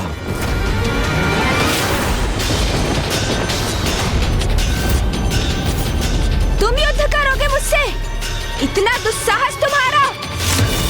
तो लो भौम, तुमने स्वयं अपने विनाश को चुनौती दी है, तो अब उसका सामना भी करो।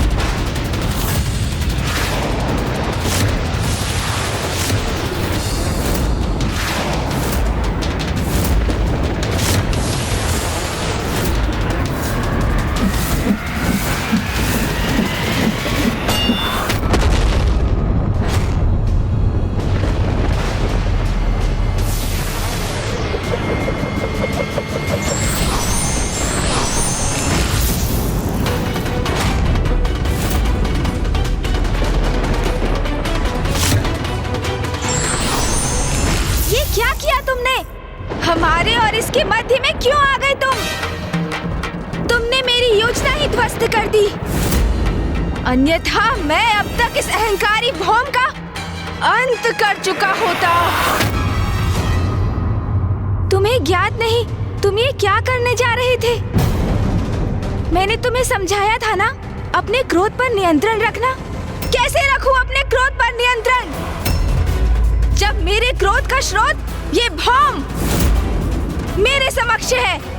इसे नष्ट कर मैं अपने क्रोध को सदैव के लिए समूल मिटा देना चाहता हूँ। यदि कोई क्रोधित है इसलिए उसका नाश कर दो, ये उचित तो नहीं।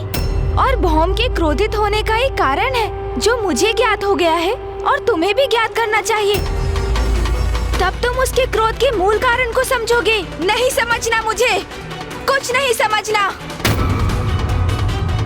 इस भौम को उचित पाठ सिखाने से अब मुझे कोई नहीं रोक सकता। गणेश, तुम अपने स्वभाव के अनुरूप व्यवहार नहीं कर रहे हो। भौम की उग्र ऊर्जा से प्रभावित हो तुम, इसलिए क्रोध में अपना आपा खो रहे हो। हाँ, वही उग्र ऊर्जा जिसे लौटाना अस्वीकार किया है इसने। अब हटो मेरे मार्ग से। इसकी उग्र ऊर्जा का उचित प्रयोग करना है मुझे, अंत करना है इसका मुझे। तुम कौन होते हो मेरा अंत करने वाले गणेश? भौम, आप कुछ क्षणों के लिए शांत रहेंगे? क्या आप ये देखने में सक्षम नहीं मैं स्वयं को ही शांत करने का प्रयास कर रहा हूँ और आप अपने उग्र शब्दों से अग्नि में घृत का कार्य कर रहे हैं। अच्छा, तो अब तुम इसकी ओर से बोल रहे हो और मेरे ही विरुद्ध हो गए हो। गणेश, मुझे सुनो, शांत हो जाओ। यहाँ किसी युद्ध अथवा रक्तपात की कोई आवश्यकता नहीं है। तुम्हें आवश्यकता हो ना हो, मुझे आवश्यकता है। मैं इस युद्ध के कारण को अभी समाप्त कर देता हूँ। गणेश, हटो मेरे मार्ग से अभी, इसी क्षण। अन्यथा क्या तुम मुझ पर वार करोगे? मुझ पर?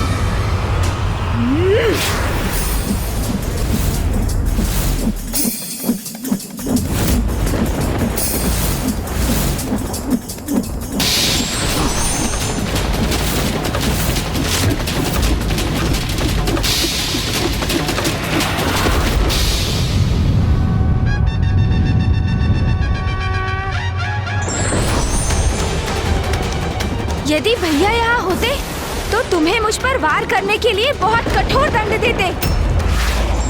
कैलाश लौटने पर उन्हें अवश्य बताऊंगा मैं, फिर देखना।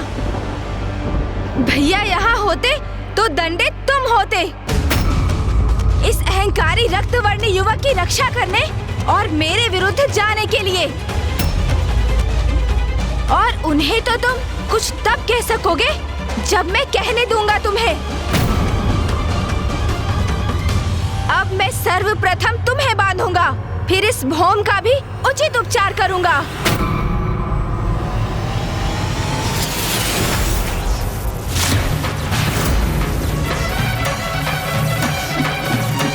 स्थिति तो नियंत्रण के बाहर जा रही है और ये सब भौम के उग्र धूम्र के कारण हो रहा है, जो गणेश अर्थात मेरे उग्र स्वरूप के ऊपर मंडराकर उसे और भी आवेशित कर रहा है। उसको इस धूम्र के प्रभाव से रिक्त करना होगा मुझे, और तब मैं उसे भौम का वास्तविक परिचय दूंगा। किंतु ये तभी संभव हो पाएगा जब मैं भौम को किसी प्रकार शांत कर उनके प्रभाव को रोक सकूं।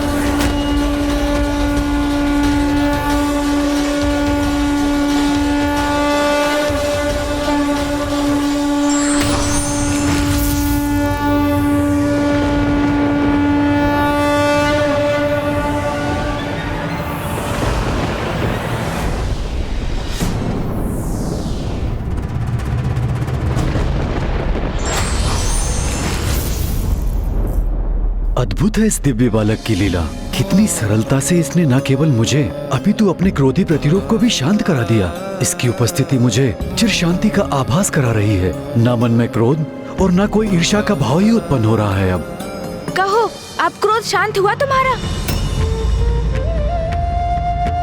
सत्य है, क्रोध में क्रोधी व्यक्ति स्वयं का ही नाश करने पर आतुर हो जाता है।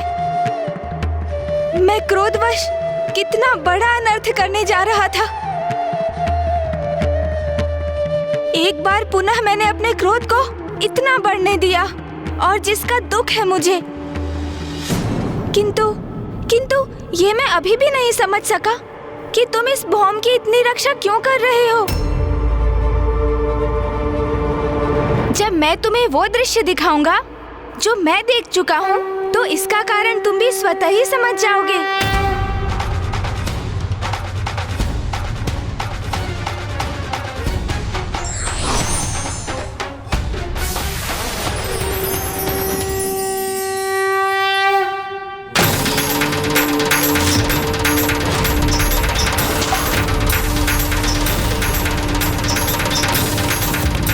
मैं पृथ्वी हूँ, मेरी अपनी कोई संतान नहीं। आपके श्वेत की जो खून मुझ पर गिरी, उसने इस बालक का रूप ले लिया। महादेव, आप उसे मेरे पुत्र के रूप में भेंट दे दीजिए। आज से तुम्हारा पुत्र कहलाएगा और तुम्हारे नाम से जुड़कर इसका नाम होगा भौम भौम।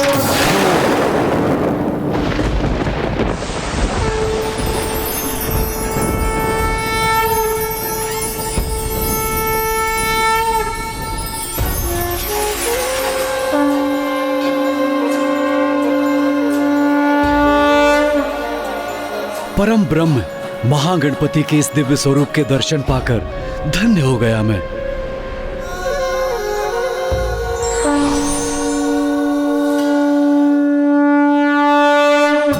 प्रणाम गणेश जी।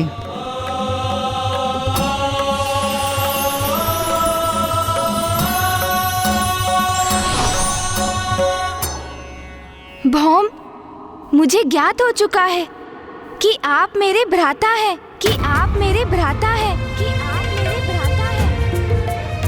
भ्राता?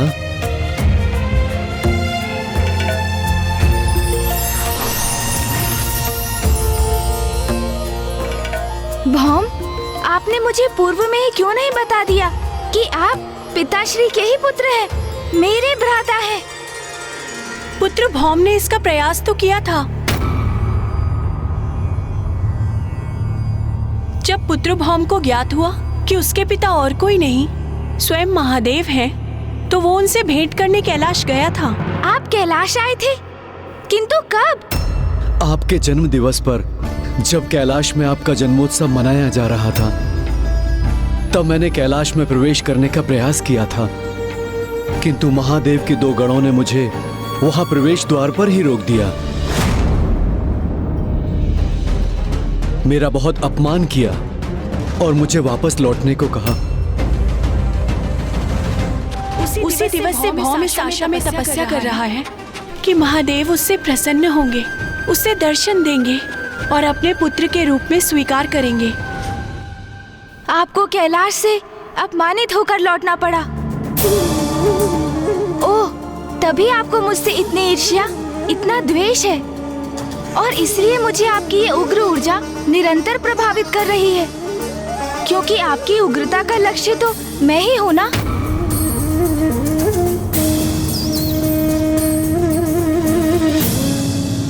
कैलाश में आपका अपमान सर्वथा अनुचित था, किंतु अब मैं उस अनुचित को उचित बना दूंगा। मैं आपको विश्वास दिलाता हूँ, अब कैलाश में आपका सम्मान होगा और आपको वही अधिकार प्राप्त होगा जो महादेव पुत्र के लिए उपयुक्त है। भ्राता भौम, आप मेरे साथ कैलाश चलिए।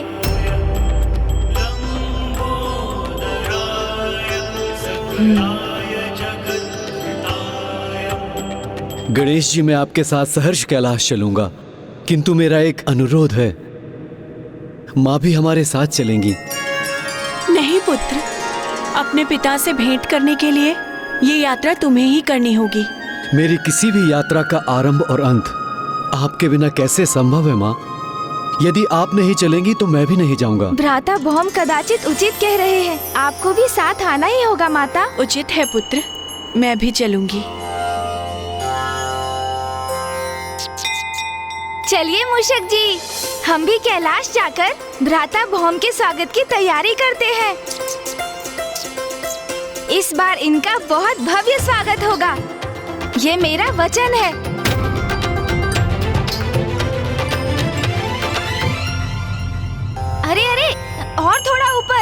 जिससे दूर से भी ये सजावट स्पष्ट दिखाई दे। हाँ, अब उत्तम है। बहुत सुंदर प्रतीत हो रहा है अब। पुत्र गणेश,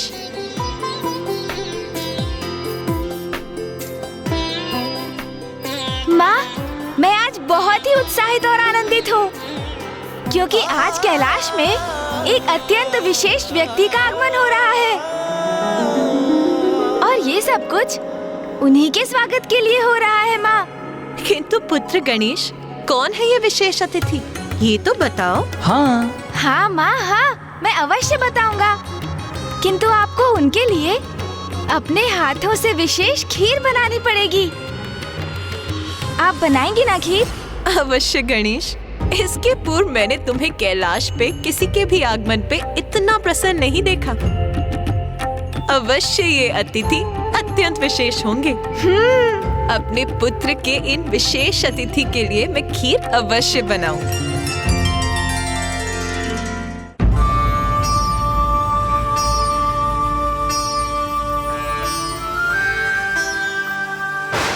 कहाँ से, कैसे कैसे बड़े बड़े भ्रम पाल कर यहाँ पहुँच जाते हैं मूर्ख अज्ञानी। कभी कभी दर्पण में मुख देखा है अपना? चलो प्रस्थान करो यहाँ से। पुत्र भौम, माँ, मुझे चिंता हो रही है। मैं व्याकुल हो रहा हूँ कि कहीं माता पार्वती और पिता महादेव ने मुझे स्वीकार नहीं किया तो? ऐसा संदेह भी मन में क्यों ला रहे हो पुत्र भौम? देखो, मार्ग कैसे पुष्पों से सज्जित है। इस मुख्य द्वार पर ये तोरण देखो। इसका अर्थ है गणेश जी ने महादेव और माता पार्वती से तुम्हारी चर्चा अवश्य की होगी, जिसके परिणाम स्वरूप संपूर्ण कैलाश तुम्हारे स्वागत की प्रतीक्षा कर रहा है। तो शीघ्रता कीजिए ना माँ, वो आते ही होंगे। मैं यहाँ सब कुछ संभाल लूंगा, आप जाइए। अरे पुत्र, जाती हूँ। किंतु गणेश, ये तो बताओ कि आ कौन रहा है? कुमार कार्तिकेय जी, महादेव के पुत्र, आपके और प्रभु के भ्राता आ रहे हैं। आपके भ्राता आ रहे हैं, अर्थात प्रभु महादेव के पुत्र।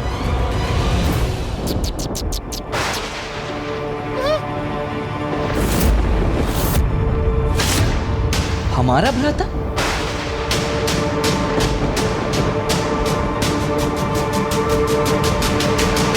क्या मूषक जी, क्या कहा आपने? माता ऐसे स्वर में क्यों पूछ रही हैं? क्या मैंने कुछ अनुचित कह दिया? गणेश, मूषक जी ने जो अभी कहा, क्या वो सत्य है? वो माँ। गणेश, मैं कुछ पूछ रही हूँ तुमसे। जो मूषक जी ने अभी कहा, क्या वो सत्य है?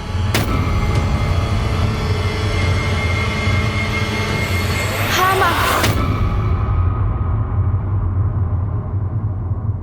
गणेश, ये सब क्या है? यदि तुम्हें कुछ ज्ञात था तो वो माँ को पूर्व में बताना चाहिए था ना। यदि माँ को नहीं तो मुझे ही बता देते। अब मुझे बहुत चिंता हो रही है। माँ भी अत्यधिक प्रसन्न नहीं प्रतीत हो रही हैं। और ये क्या कहा तुमने? हमारा एक अन्य भ्राता भी है? ये तुम क्या अनर्गल बातें कर रहे हो गणेश? मेरा केवल एक ही अनुज है और वो तुम हो। मेरा कोई दूसरा अन्य भ्राता हो ही नहीं सकता, कदापि नहीं।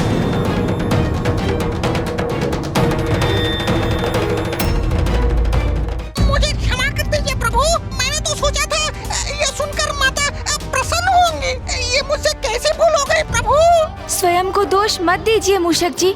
आपने जो कहा आपके उत्साह में आपके मुख से निकल गया, किंतु चिंता मत कीजिए मूषक जी। माँ जब भ्राता भौम से मिलेंगी तो उन्हें शेष प्रश्नों के उत्तर भी मिल जाएंगे। किंतु अब ये ध्यान रखना है कि भ्राता भौम के कैलाश में प्रवेश के पूर्व मध्य में ही कोई व्यवधान न उत्पन्न हो जाए।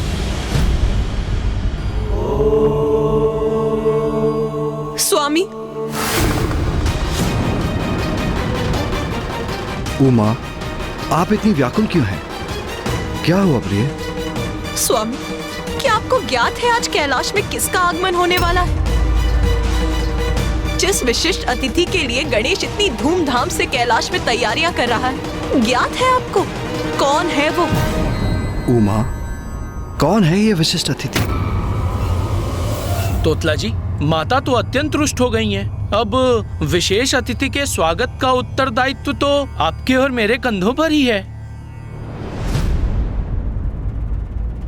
अरे नंदी, वो देती है क्या तोतला जी? कहाँ देखूं और किधर देखूं? अरे नंदी दी वो देती है, उधर देती है।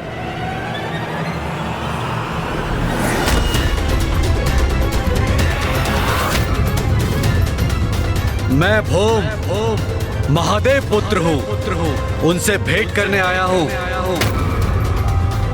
ये तो वही है जो गणेश जी के जन्म दिवस पर आया था। और आज जब कैलाश विशेष अतिथि के आने की तैयारी कर रहा है तो यह यहाँ पुनः कोई नया व्यवधान डालने आ गया।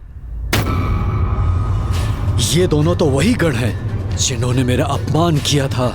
नाम के आगे भी कोई परिचय है तुम्हारा?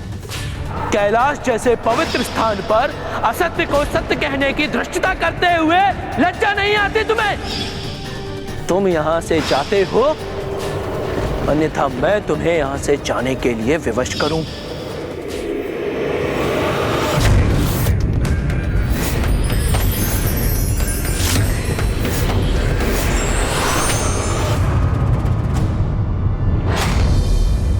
आने दो इसे। पिछली बार यूं ही जाने दिया था, किंतु इस बार अवश्य दंडित करेंगे। मुझे तो प्रतीत होता है ये तेलाब पे अवत्य तो अशांति उत्पन्न करने आया है। ये कौन होता है कैलाश में अशांति उत्पन्न करने वाला? आज भी कितने क्रोध का भाव है इनके मुख पर। नहीं, यदि माँ की उपस्थिति में इन्होंने मेरा अपमान करने का दुस्साहस किया तो मैं इन्हें क्षमा नहीं करूंगा। अंत ही कर दूंगा इन दोनों का।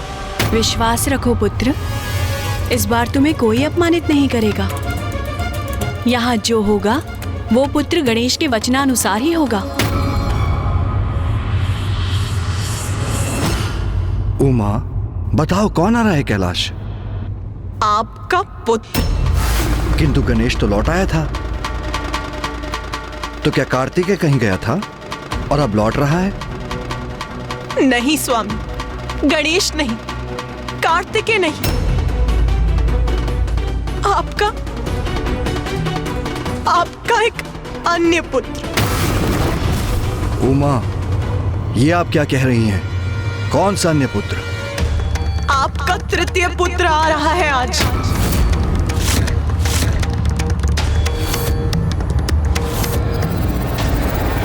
मेरा तृतीय पुत्र?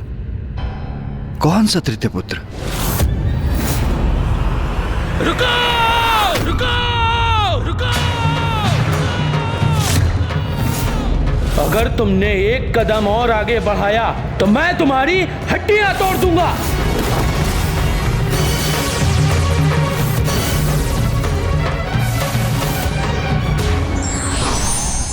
पूरी बात बिना जाने प्रतिक्रिया नहीं देना चाहिए, अन्यथा भूल हो सकती है।